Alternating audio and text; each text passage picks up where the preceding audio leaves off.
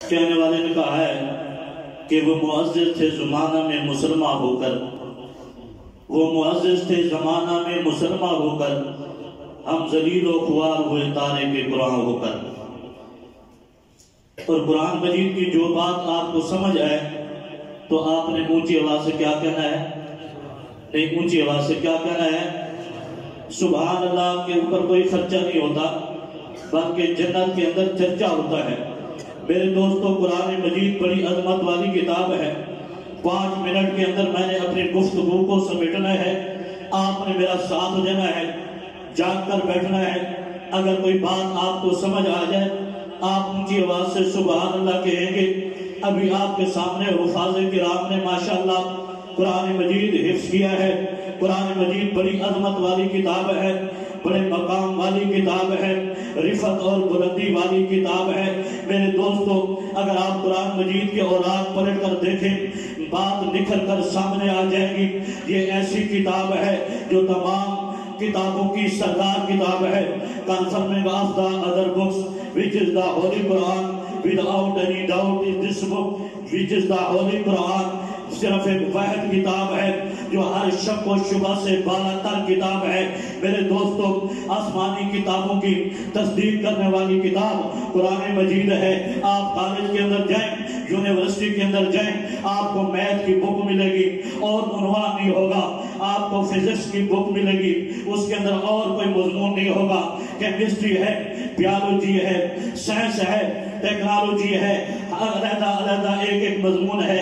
لیکن قرآن مجید ایک واحد کتاب ہے جس کے اندر فزکس بھی موجود ہے، میتھ بھی موجود ہے، کیمسٹری بھی موجود ہے، بیالوجی بھی موجود ہے، سائنس بھی موجود ہے۔ ساری کائنات کا علم قرآن مجید کے اندر موجود ہے۔ سورج چاند ستاروں کا تذکرہ قرآن مجید کے اندر موجود ہے۔ آسمان کا تذکرہ قرآن مجید کے اندر موجود ہے۔ میرے دوستو، ارض و سماء کا تذکرہ قرآن مجید کے اندر موجود ہے۔ شمس و قمر کا تذکرہ قرآن مجید کے اندر موجود ہے۔ حجر و شجر کا تذکرہ قرآن مجید کے اندر موجود ہے۔ حضرت آدم کا تذکرہ قرآن مجید کے اندر موجود ہے۔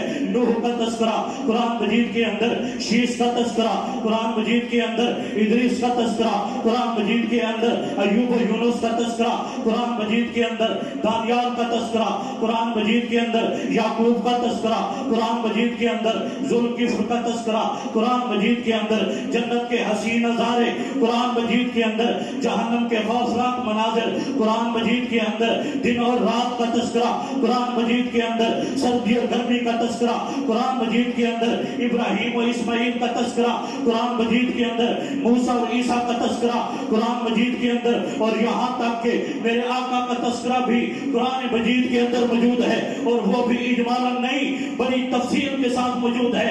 جب بھی میں نے قرآن مجید سے اپنے آقا کے متعلق پوچھا، قرآن مجید نے مجھے ایک ایک بات کا جواب دیا۔ میں نے قرآن مجید سے اپنے آقا کے چہرے کے متعلق پوچھا، قرآن مجید نے والضحیٰ کہہ دیا۔ میں نے اپنے آقا کی زلفوں کے متعلق پوچھا، قرآن نے واللیل کہہ دیا۔ میں نے اپنے آقا کے دانت مبارک کے بارے میں پوچھا، قرآن نے یاسین کہہ دیا۔ میں نے اپنے آقا کی پیٹھ مبارک کے بارے میں پوچھا، قرآن نے القضا ذہب کہہ دیا۔ زبان اقدس کے بارے میں پوچھا، قرآن نے بیل ثانی کہہ دیا۔ میں نے ان کے شہر کے بارے میں پوچھا، قرآن نے لا اقسم بہذا البلد کہہ دیا۔